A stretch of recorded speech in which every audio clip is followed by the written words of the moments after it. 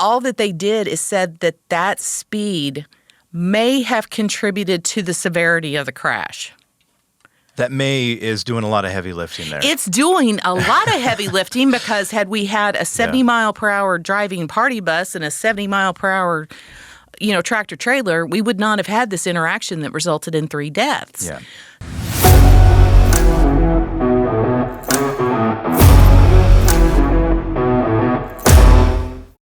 Thanks, Mark. We'll get to a couple headlines here in just a moment or two, but wanted to bring in Jami Jones of Landline Magazine for a bit to cover a story that has a lot of ins and outs. Jami, thanks for being here. Hey, you're welcome, Scott. So we're going to talk about a December 2022 crash on Interstate 64 in Virginia. The nuts and bolts here, a tractor trailer and party bus were involved. 3 people on that party bus were killed when the truck collided with the back of that bus. The NTSB, the National Transportation Safety Board, investigated. They came out with a report that placed quite a bit of blame, actually some blame on the party bus company, but quite a bit more blame on the trucking company involved in this. I want to break this down in 2 ways. In a moment, I'm going to ask you what the report kind of doesn't get into. Okay. But let's start with more of the nuts and bolts of this case and exactly what the NTSB found happened there. Well, basically, it was an early morning crash, so it was like 1:30 in the morning, and the individual driving for Triton Logistics was tooling along in his speed-limited truck. I think that should be noted, that it was speed-limited 69 miles per hour. Anyway, the NTSB investigators estimated that he was going between 60 and 70 miles per hour, and the bus, which he came upon, was traveling about 20 to 25. So the truck, there was no evidence of braking. There was, no evasive maneuvers. It was on cruise control, I believe. On cruise control, and it clipped the back of the party bus. The party bus actually disintegrated, if you will. I mean, the top came off, the sides, the passenger compartment was exposed, and there was just a whole lot of chaos with vehicles spinning, and unfortunately 3 people did die in this crash. 9 more, I believe, were seriously injured, including the truck driver, and there were 11 that escaped with minor injuries, albeit probably a lot of trauma on the other side of that. Yeah, for sure, absolutely. Yeah, so that's what we know about what happened there. The NTSB, again, put out an extensive report about what happened there, and they did have some recommendations that we're going to get into in just a moment. But I know you recently wrote this up for Landline.media and went through the report, went through what it did cover. Let's talk about what maybe wasn't covered as much in that report as to what happened, kind of looking at the party bus company here. Yeah, it was when you read these reports, and it's pretty typical of what you see with an NTSB report that is on a crash involving a tractor trailer. There is so much attention put on the tractor trailer. And, be it size, be it whatever, they do fixate on the on the trucks. The thing I think that really got me and probably motivated me to dig in even more than I did initially on this one is this acknowledgement that the party bus was going 20 to 25 miles per hour on an interstate. Yep, exactly. Where the speed limit was 70 miles an hour. Pitch black. Yeah. I mean, they're not in a metro area that was lighted.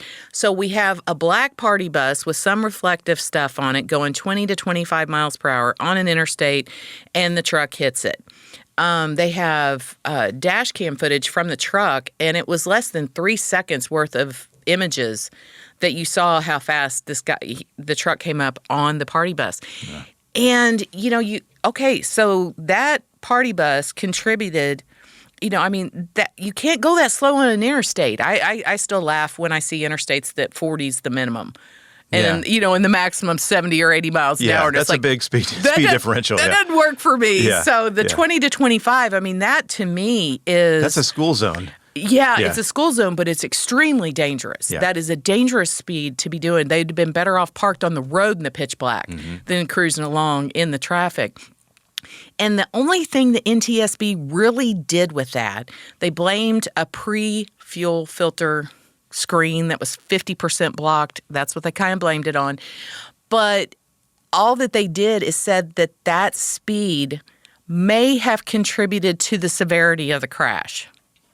That may is doing a lot of heavy lifting there. It's doing a lot of heavy lifting because had we had a 70 mile per hour driving party bus and a 70 mile per hour, tractor trailer, we would not have had this interaction that resulted in 3 deaths. Yeah.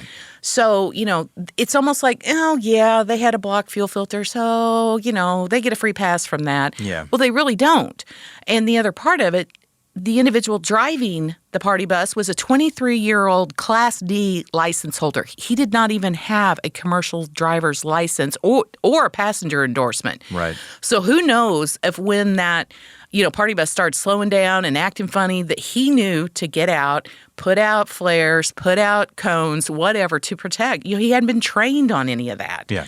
Again, that could have stopped the whole thing instead of just making it more serious. Right. And this incident itself, they did mention driver fatigue. Mm-hmm. They did mention the carrier manipulating electronic logging devices as well. Yeah, there was some bad stuff on the truck side. Yeah, absolutely. And, obviously a tragic situation and a lot of ins and outs, as I said off the top there. As a result of this, though, this incident aside, as a result of it, NTSB is reiterating some recommendations it had before, proposing some new ones. Yeah, they want driver-facing cameras. All the technology again, collision avoidance, driver-facing cameras, anything that takes the control out of the driver. That's what they're looking for.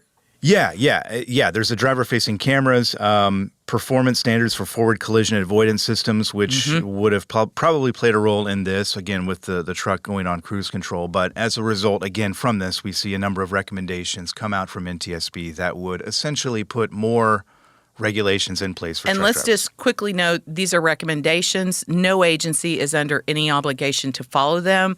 So we'll see what happens, but they did go for the technology. Yeah, and again, landline.media. Jami, you wrote this up. People can check it out there, and we appreciate your time. Oh, you're welcome.